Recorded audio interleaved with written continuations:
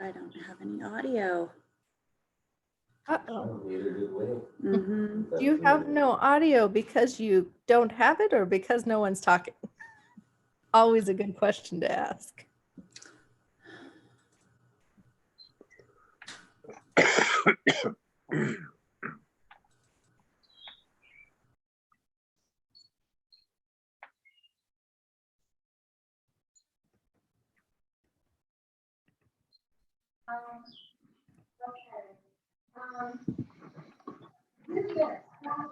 Go up to the browser and just type in zoom.us. Just go to a regular browser, like whether Yahoo or any of those.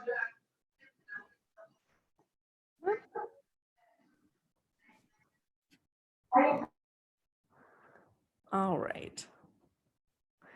We will go ahead and get started with our worship for today. I'm so glad to have you all here with us. And we are now live on YouTube as well. So welcome to the First Unitarian Universalist Church of Indiana, Pennsylvania for our morning worship.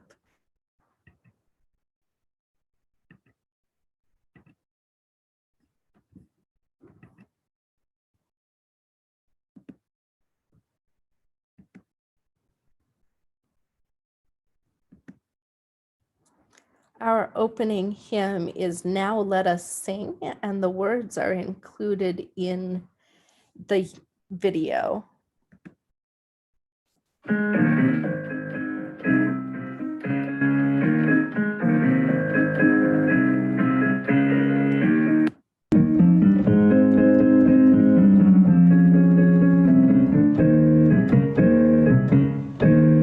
Now let us sing to the power of the faith within. Now let us sing to the power of the faith within. Lift up your voice, be not afraid. Now let us sing to the power of the faith within.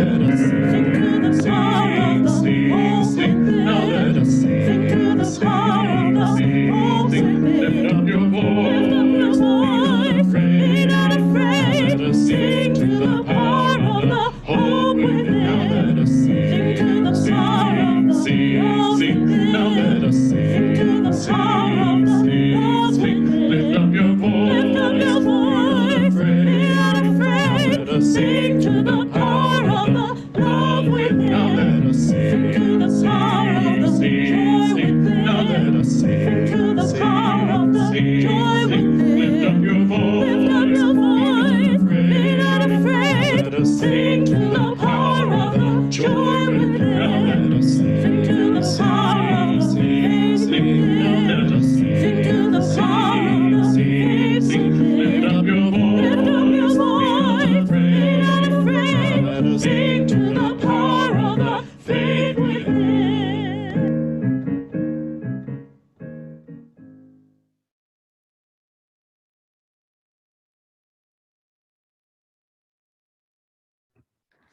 Welcome.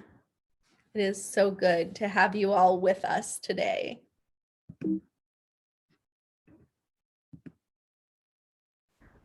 Good morning, friends, and welcome to the First Unitarian Universalist Church of Indiana, Pennsylvania. I'm the Reverend Elizabeth Mount, and I'm so happy to be welcoming you here to our online space. On behalf of the entire congregation, I want to thank you for tuning in. If you are joining us for the first time, we welcome you to our shared online space.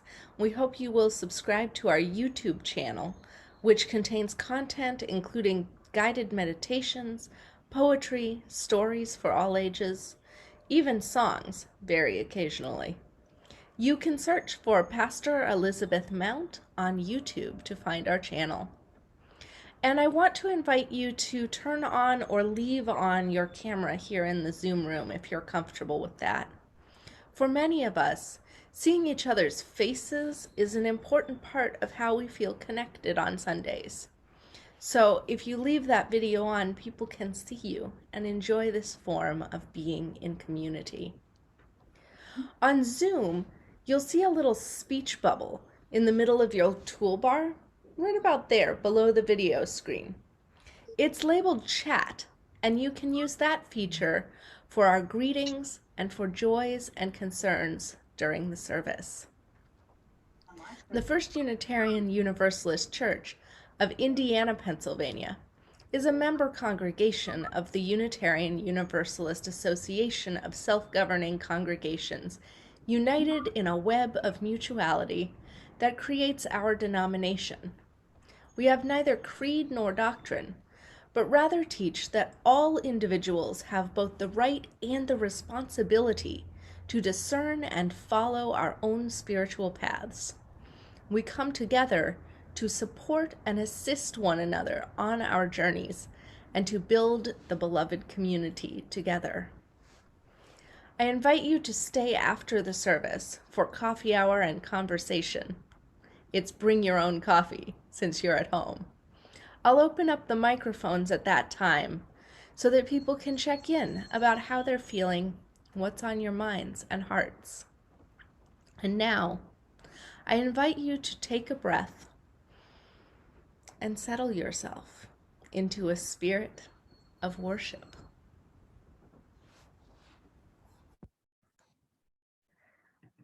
And before we settle fully into our worship, today is actually a day where we have quite a few little announcements. So I'll invite you to bear with me for just a couple of moments as I go through those. So in past years, as the weather turned warm, many of our Unitarian Universalist churches would experience a drop in worship attendance. It's just too nice to stay indoors on a Sunday morning, especially because so many of our congregants find spiritual sustenance in the outside world, in nature. The good thing about Zoom church is that with church in our current form, you can do both. So I'm inviting you explicitly to feel very welcome to call into our Zoom broadcast, put in headphones and go for a bike or go walking, or use your computer as usual, but maybe take it out on the porch or go into the yard and experience summer while attending services. I also wanted to note that some of our congregants may have a harder time getting onto the internet for Sunday mornings or at other times, and invite you as the weather warms up to go ahead and use our church parking lot or the grounds as a place to use the internet. If you need the password, you can email me, minister@firstu-indianapa.org for the password. You're very welcome to stream services from the grounds of the church. Bring your own camp chairs, sit and walk. Just make sure that you mask and maintain a healthy social distance from other members. If you'd like to organize a physically distant but socially together gathering in the sunshine for meditation or art or conversation or other purposes, or if you need pastoral care and want to meet, I'm happy to support you in that. I want to make sure that we're explicitly inviting one another to make those times and to continue building the beloved community at a physical, but not a spiritual or a social distance.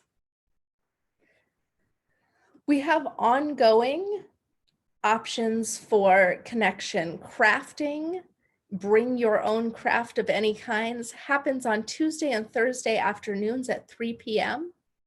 Religious exploration is not this Sunday at 2 p.m. because it is such a nice day out. Instead, come Tuesday and Thursday at noon to the RE Zoom for children's religious exploration. They'll be doing trivia and other exciting things. And we have a movie night on Saturdays for all ages, starting at 6 p.m. We also are offering 2 new options.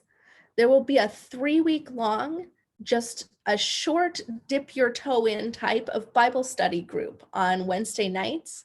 June 3rd is the starting date. Now that Soul Matters has wrapped up for the year, we wanted to offer another opportunity for spiritual practice. Now, this is a group to reflect on Old and New Testament stories and find new meaning in the Bible.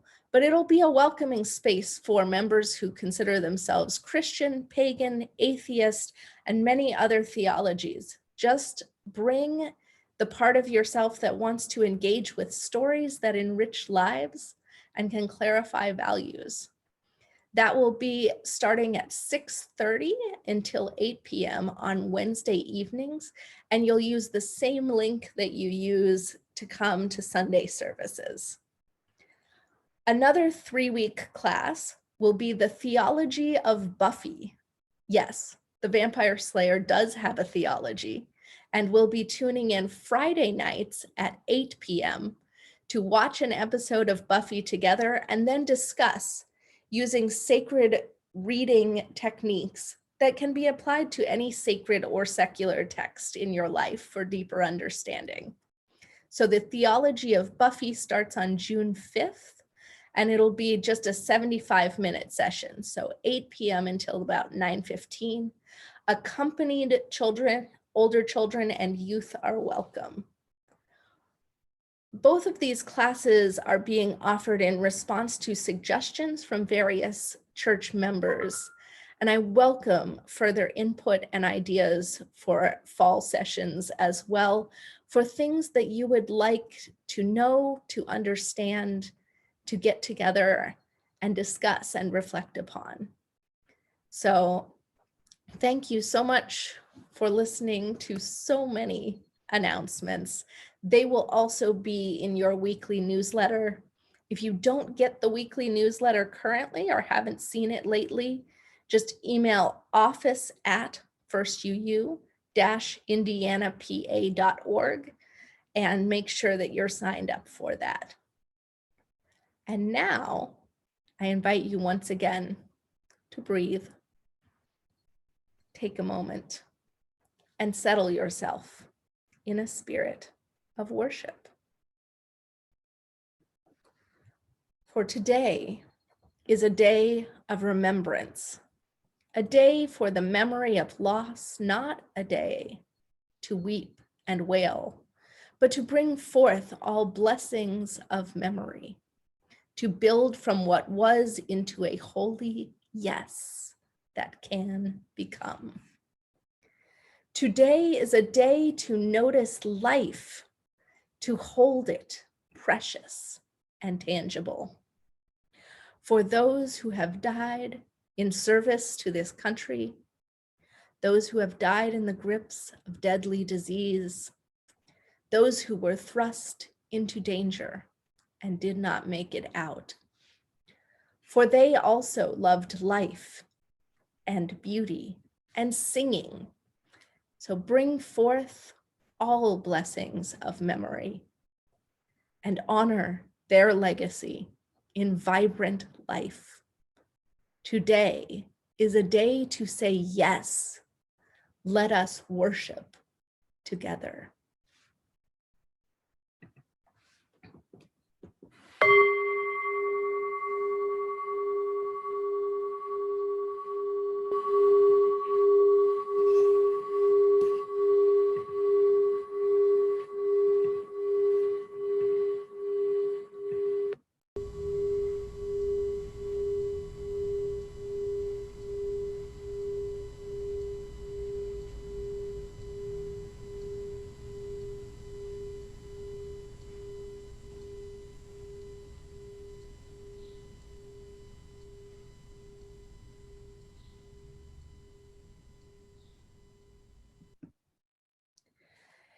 If you have a chalice or a candle that you would like to light, I invite you now to go ahead and light the flame.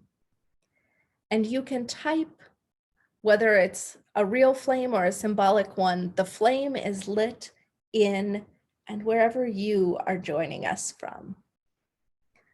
The flame is lit here for the First Unitarian Universalist Church of Indiana, Pennsylvania.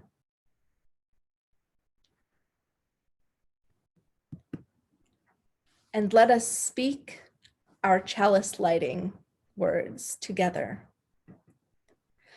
Blessed be the flame that shines to remind us of joy, to bring back hope, to create light in the darkness. And blessed be this day when we gather to reawaken our highest aspirations.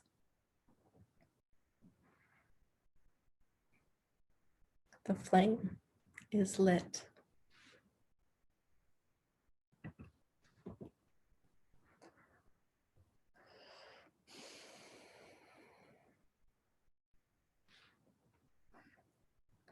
And our hymn is Though I May Speak with Bravest Fire. I invite you to join in singing. The words are printed as part of the video.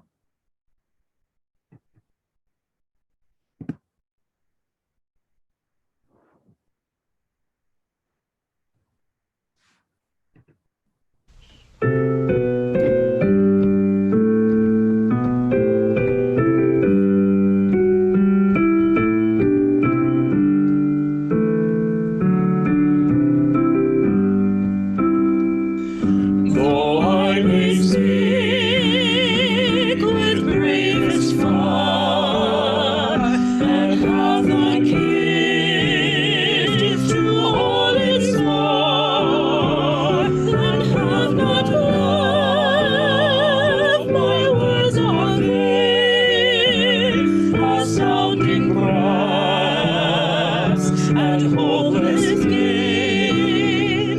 Though I may give all I possess, and striving so my love profess,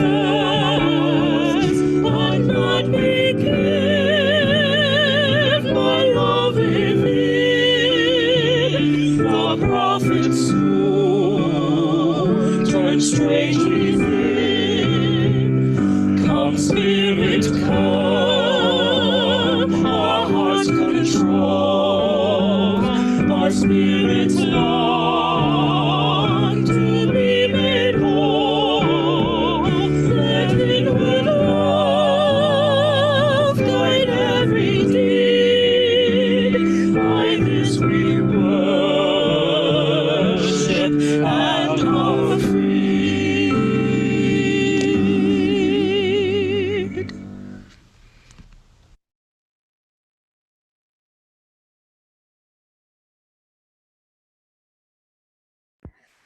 Thank you.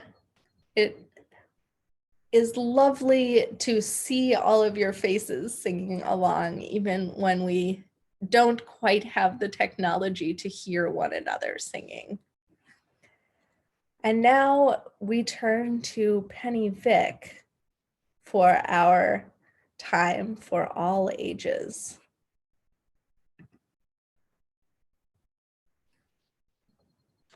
Good morning. So many of you have heard of the butterfly effect. The idea is that a small change can make much bigger changes happen. The example of the butterfly effect is the butterfly flaps its wings in Brazil and causes a tornado in Texas. Obviously, this is not true. There are millions of butterflies, and if they were all flapping their wings, we'd have national disaster everywhere. So, however, the example of the butterfly is gives us a good idea of how tiny changes in big systems can have complex results, like weather patterns, how big groups of asteroids move, or how lots of people interact.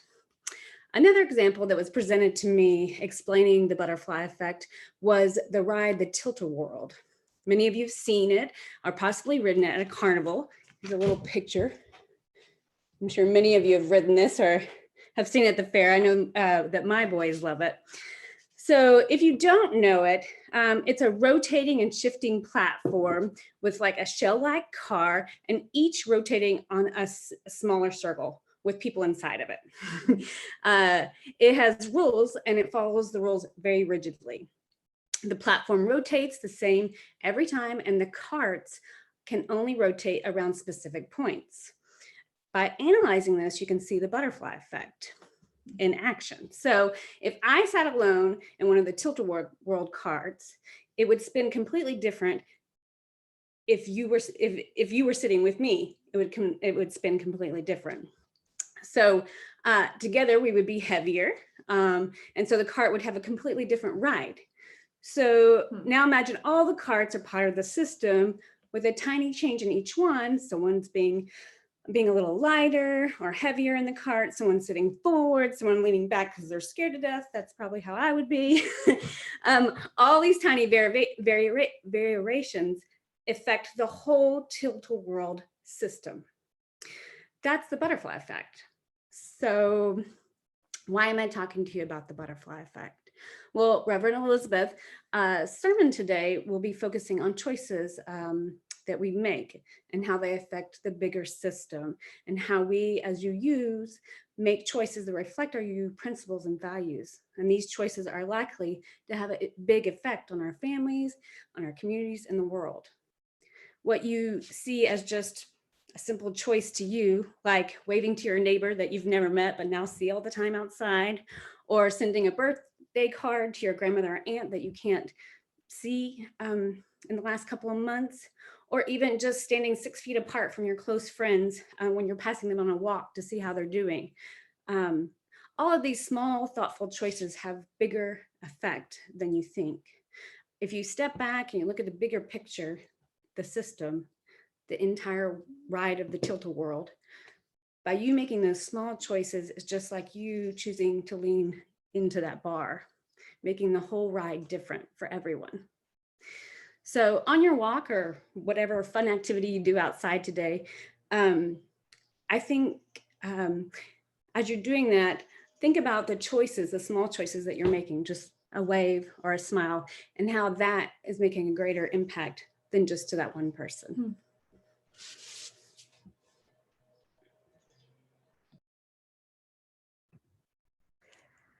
Thank you.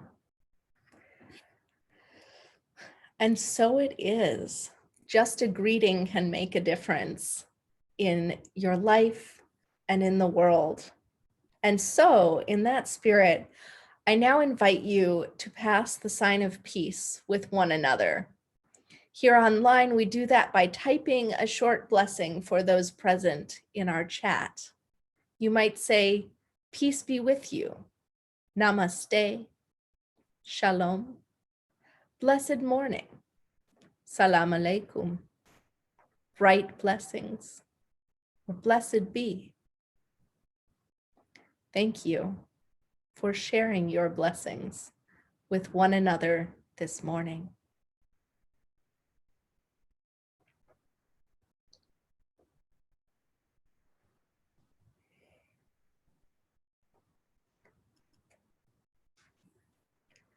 Today's centering words are words I have spoken before by the Reverend Hosea Ballou, a Universalist minister. Hosea Ballou said, "If we agree in love, there is no disagreement that can do us any injury. But if we do not, no other agreement can do us any good. Let us endeavor to keep the unity of the Spirit in the bonds of peace."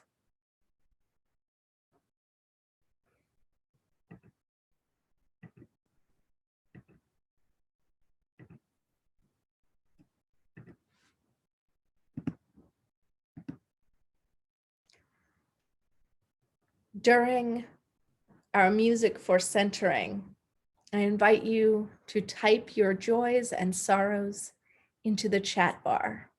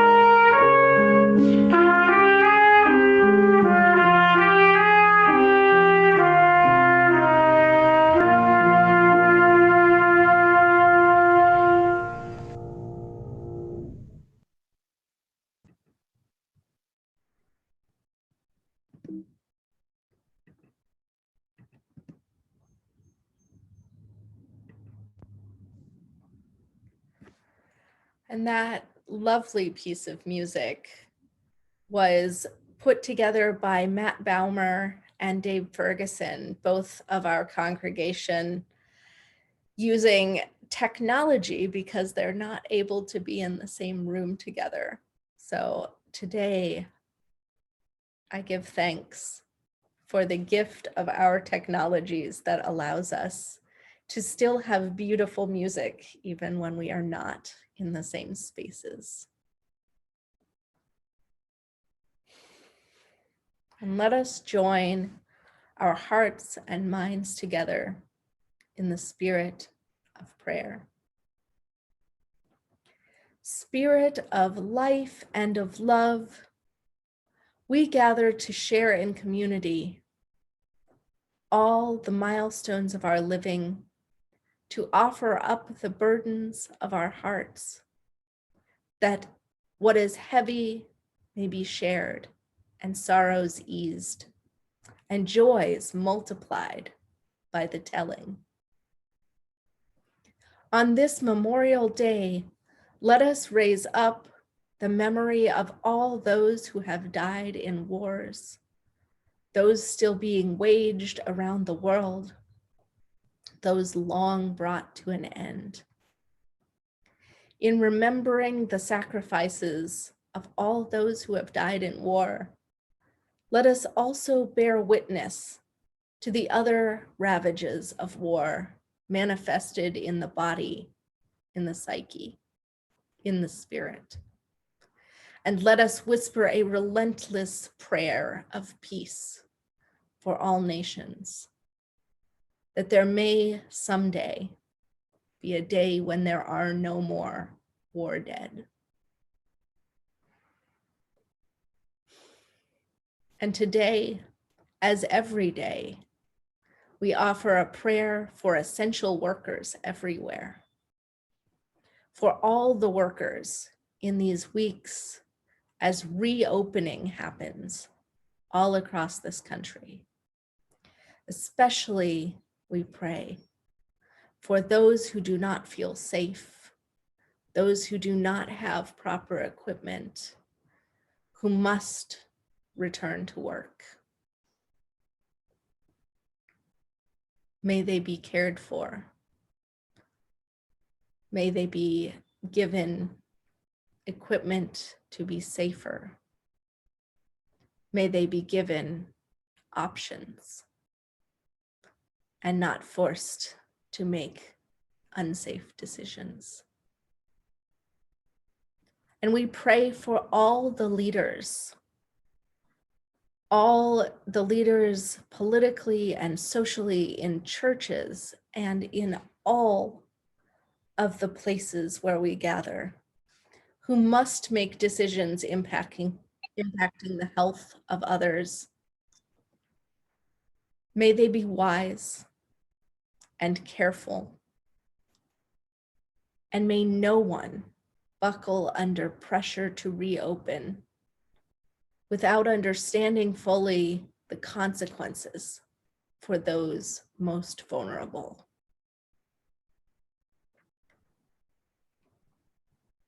And today we near the mark of 100,000 deaths from the coronavirus in this country. We offer a prayer of lament, for this is a catastrophic loss of life. And families and friends who are touched by the grief of this time. We offer a prayer of comfort. We offer a prayer that they may in time find healing.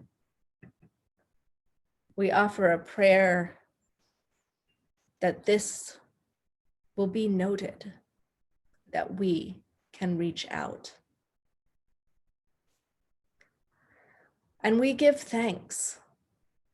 We give thanks for those who are making careful and thoughtful decisions, including those within our own religious association, where we have been asked, not told, but asked to consider how long we can remain in a virtual setting, to honor the lives of one another with care and flexibility. And we are thankful for the reminder that every life is worthy of tender care.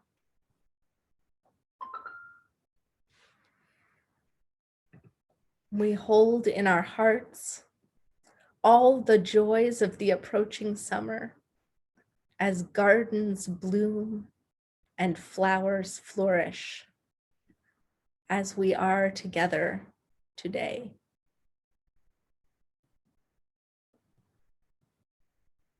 And we also hold in care those whose families are distant. Ruth Barkey, whose father is suffering from dementia that approaches ever closer.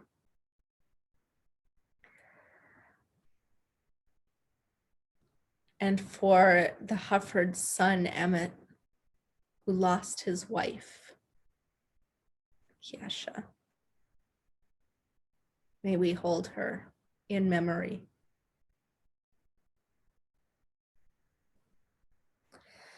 And may we hold in care all those making hard choices,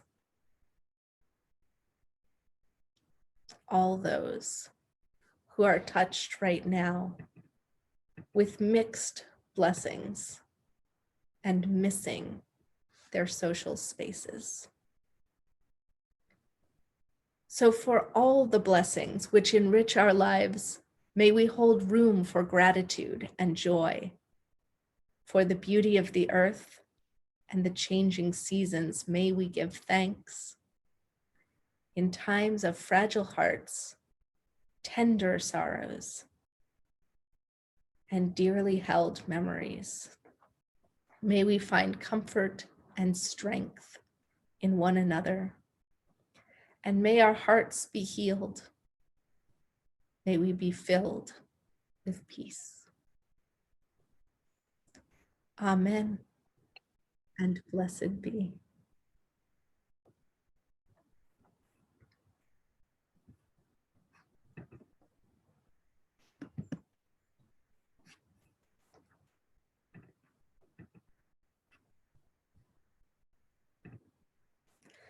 Our UU moment today is a quote from Alfred S. Cole, a Unitarian Universalist historian, who wrote about John Murray, a Universalist minister, that he was approached by a Holy Spirit saying, "You may possess only a small life, a small light, but uncover it, let it shine, use it in order to bring more light and understanding to the hearts and minds of all people.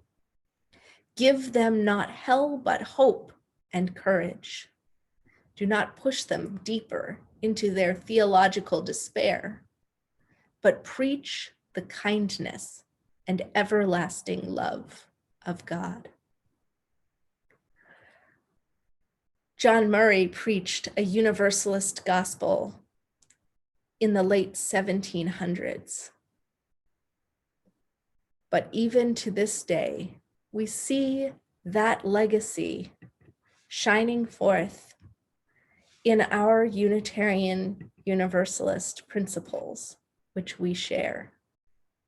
So now I invite you to read with me our 7 principles, which we covenant to affirm and to promote in our shared lives as Unitarian Universalists. We covenant to honor the inherent worth and dignity of every person, to practice justice, equity, and compassion in human relations, to accept one another and encourage spiritual growth, to support the freedom to search for what is true and right in life, to ensure all have a vote about matters that concern them, to work for a peaceful, fair, and free world, and to care for planet Earth, the home we share with all living things.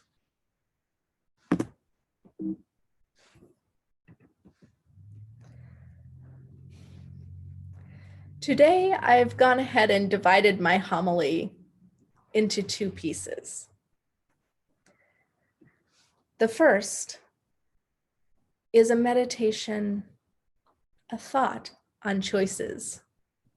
Robert Frost wrote, "Two roads diverged in a wood, and I took the one less traveled by, and that has made all the difference."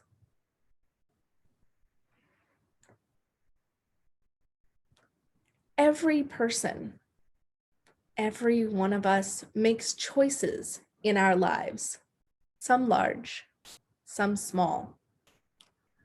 Mostly, we think of them as to how they affect us and shape our own lives for good or better or worse.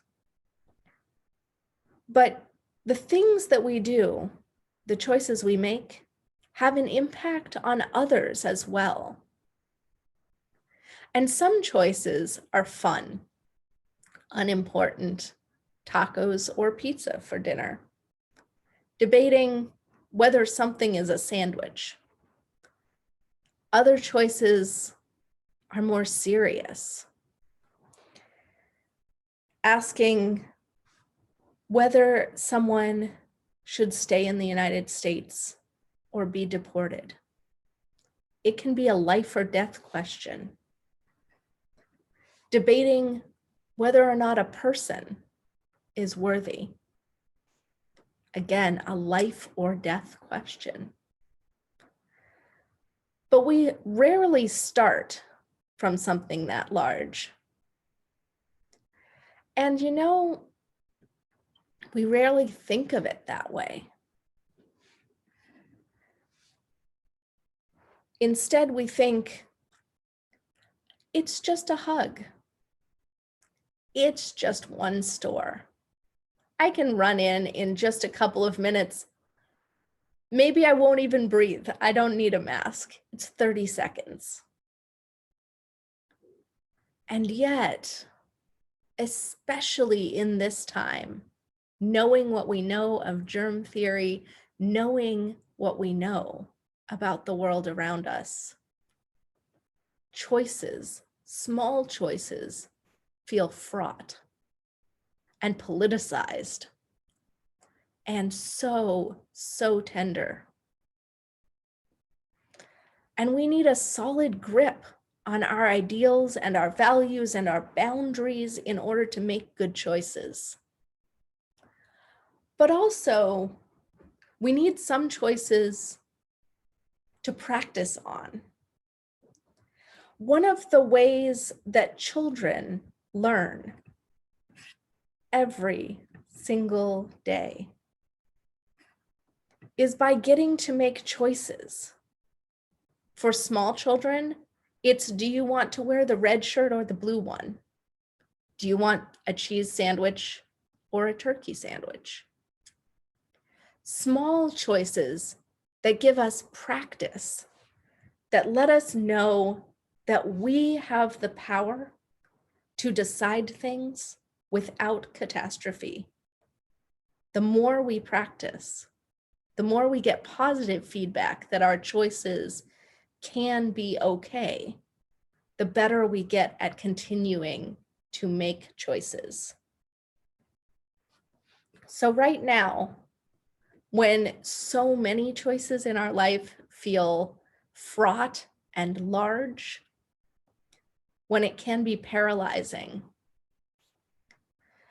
I ask you maybe to take the metaphor of Robert Frost and think about it not in that metaphorical sense that you are diverging from a path and your entire life depends on a choice, but go the other way.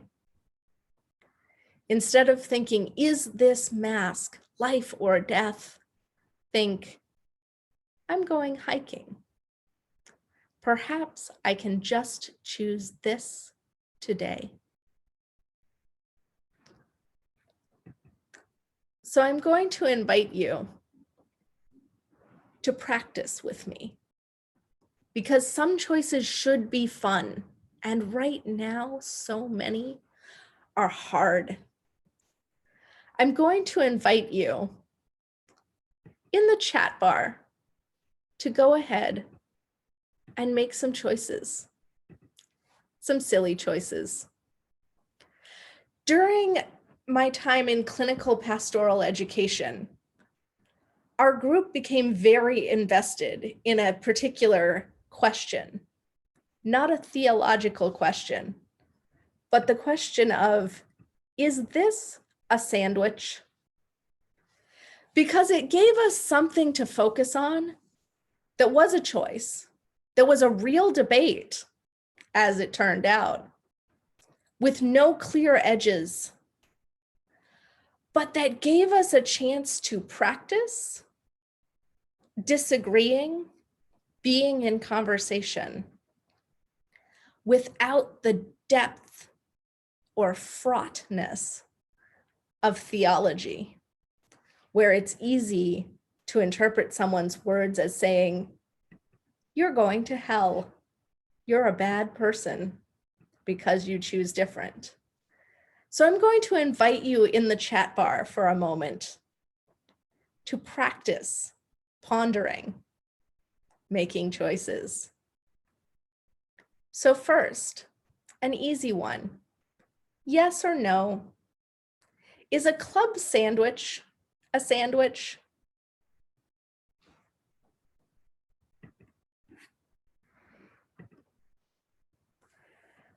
Lots of folks saying yes, but it has an extra slice of bread in it.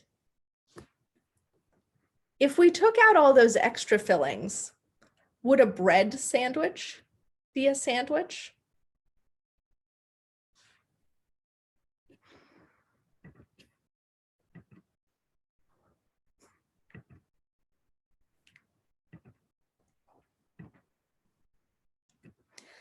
What about a hamburger? Is that a sandwich?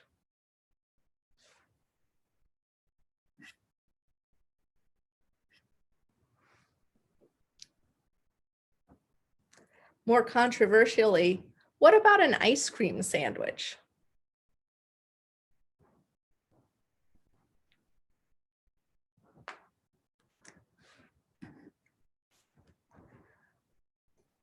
Ooh, we're starting to get some disagreement here.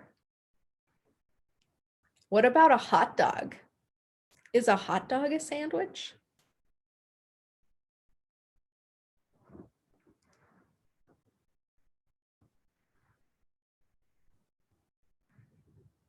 In a bun? Yeah, maybe. No, perhaps. So what makes a sandwich a sandwich?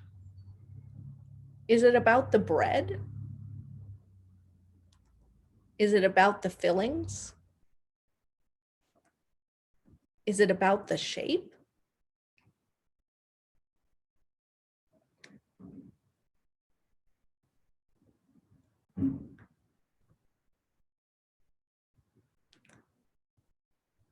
I'm hearing bread plus filling.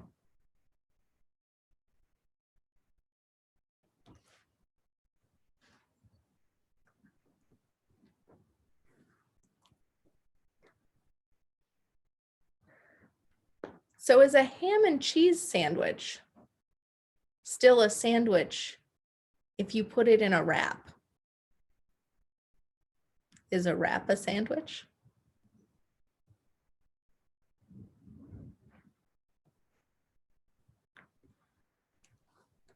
And we could go on and on and on, asking whether two pizzas put together are a sandwich, asking whether a quesadilla is technically a sandwich or a taco.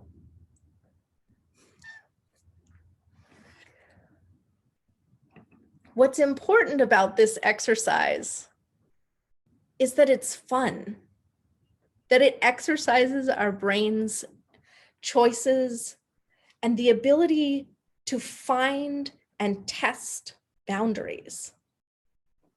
The more that we think about our choices, the more that we test, the better we can figure out where our boundaries are before we need to make a life or death choice. Because the reality is that sometimes choices that you think are fun might be life or death. And sometimes choices you think are life or death might not have consequence. But what remains stable throughout is that you making choices matters. It's that butterfly effect. Smiling at someone, waving, making the decision to go outside or stay in. All the little things can change your life. And knowing where your boundaries are means that there's less opportunity for people to use social pressure on you.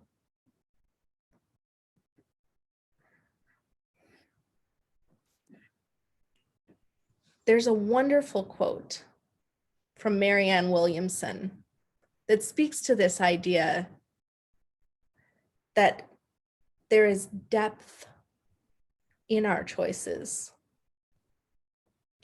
and that there might be a fear inherent in that. What Marianne Williamson says is that our deepest fear is not that we are inadequate. Our deepest fear is that we are powerful beyond measure. It is our light, not our darkness, that most frightens us.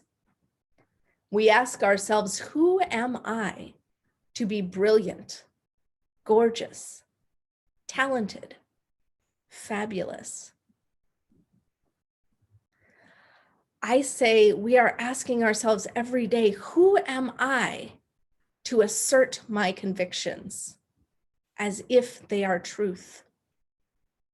They might not be truth with a capital T.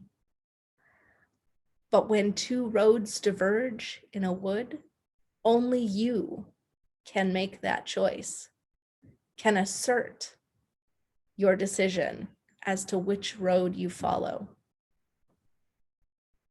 So often I see people hesitant, not quite able to make up their minds because they're imagining all the possible consequences of their actions. They say, who am I to make a choice that might change things in the world? Not wanting to hold and know they are holding that power. But the thing is that you have it, the power to shape the world, to shape your world. And if you ignore it, then you make thoughtless choices. But if you know it, you can use your power mindfully and make an impact. Williamson continues, who are you not to be? You are a child of God, and your playing small does not serve the world. There is nothing enlightened about shrinking so that other people won't feel insecure around you.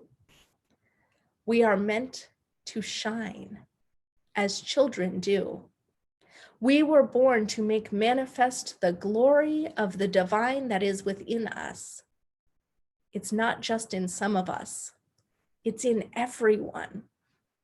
And as we let our own light shine, we unconsciously give other people permission to do the same. Liberated from our own fear, our presence liberates others. So let yourself make choices. Practice finding and testing where your boundaries are. whether it's about a sandwich or about the world.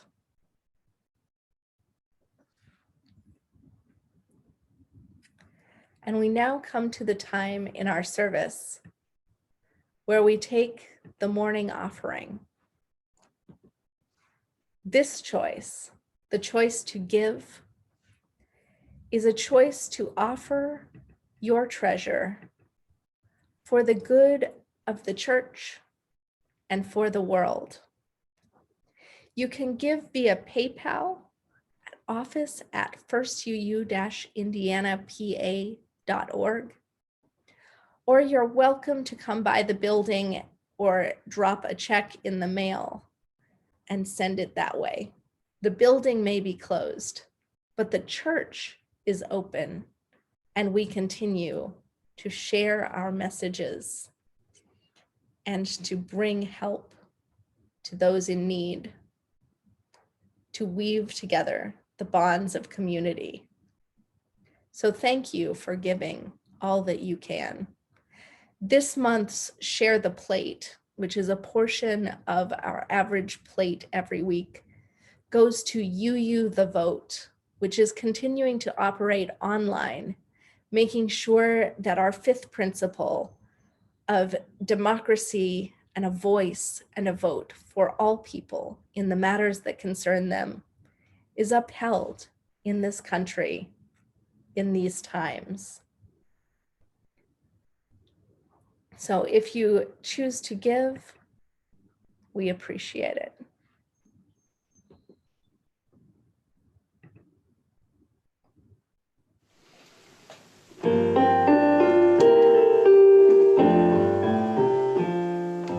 Blessed be the gifts, blessed be the gifts, the ones we give and those that you reveal.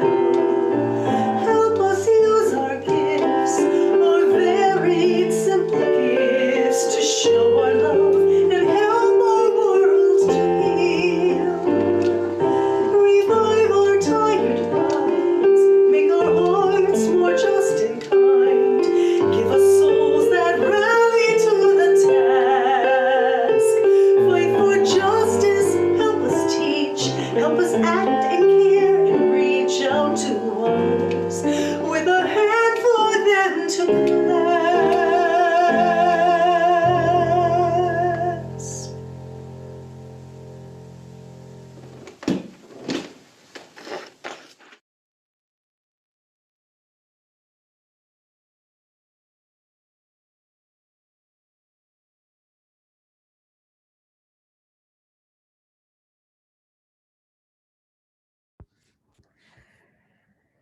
So here we are, thinking about choices, about boundaries, about who we are as people. Now, the world asks of us our tolerance. So often, as a theologically pluralistic people, we are asked to hold tolerance as a high value. And I'm about to say something that might be a little controversial for some of us. We are not a boundaryless people. We do not tolerate everything. We are a people who are bound together not by creed, not by doctrine, but by agreed upon standards of behavior. We are in relationship with one another. And not every behavior can be tolerated. We are living in a world right now where people would ask of you to be open to the possibility that white supremacy might be okay. And I'm here to tell you that it is not.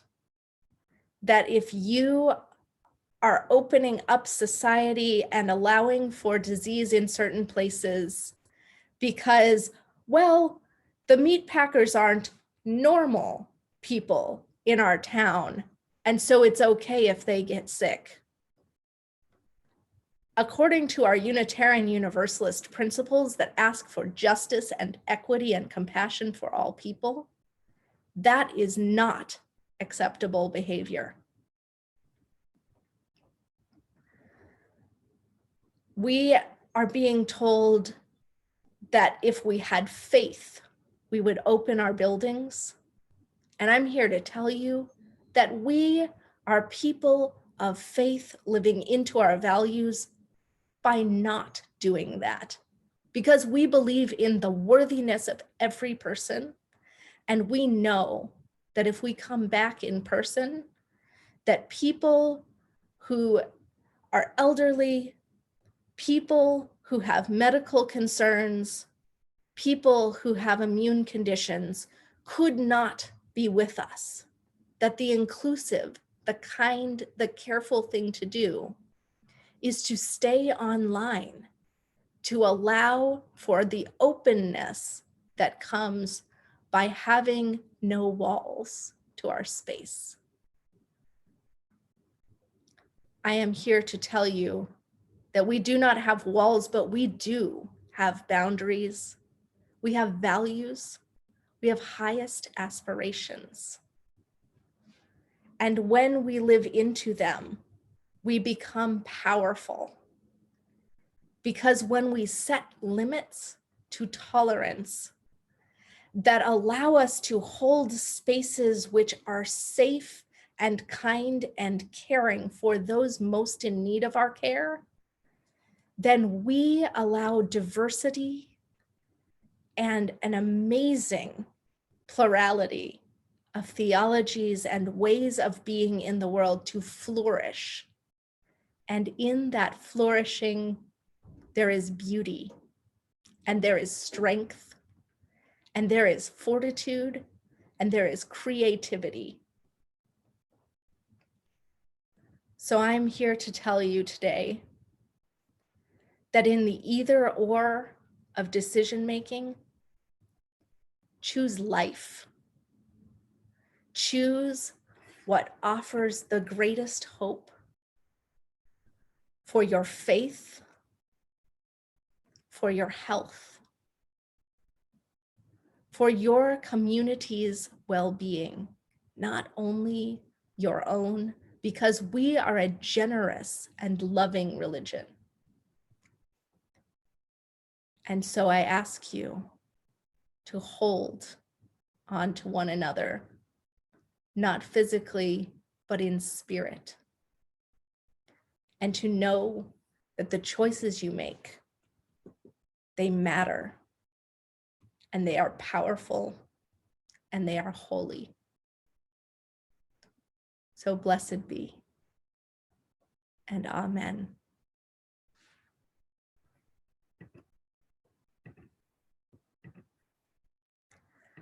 And our closing hymn is When Our Heart is in a Holy Place.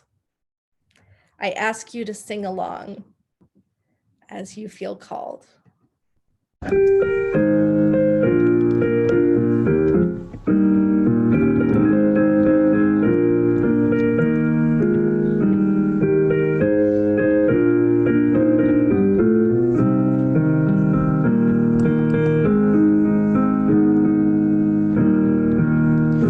When our heart is in a holy place, when our heart is in a holy place, we are blessed with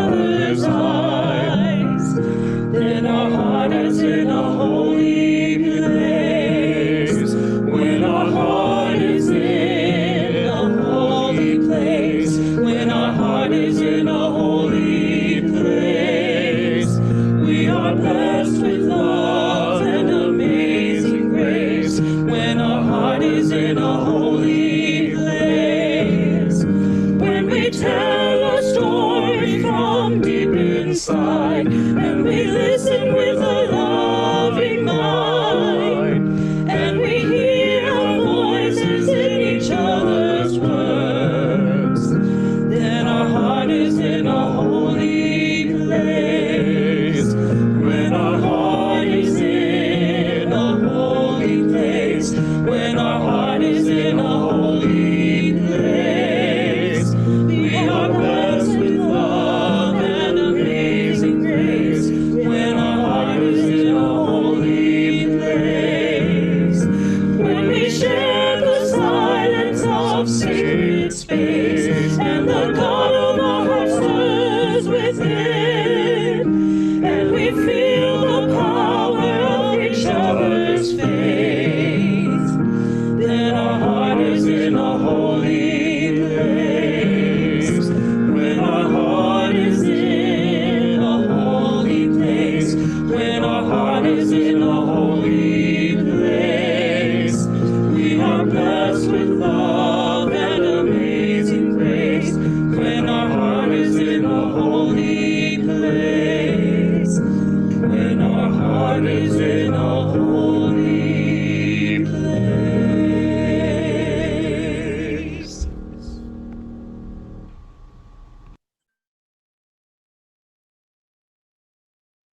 And now let us extinguish our chalice.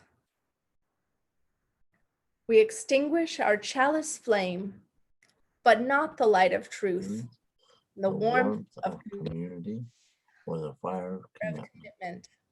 These These we carry in our hearts until we are together again. And so it is. So may it be.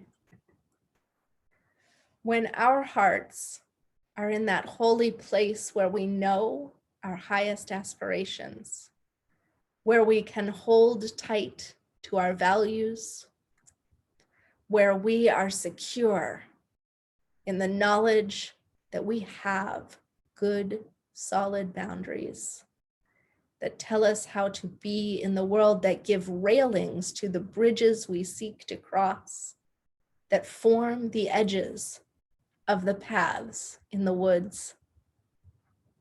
Then we know that we are blessed. We know that we are powerful. We know that we can make the beloved community together. May you go in peace and in love for the week to come. And feel very welcome to stay for coffee hour following the service. We will open some rooms for folks to chat. And if you are from Ligonier and you want to write Ligonier in the chat box, that will help me sort you into your own space where you can check in with one another. It is wonderful to have you here today.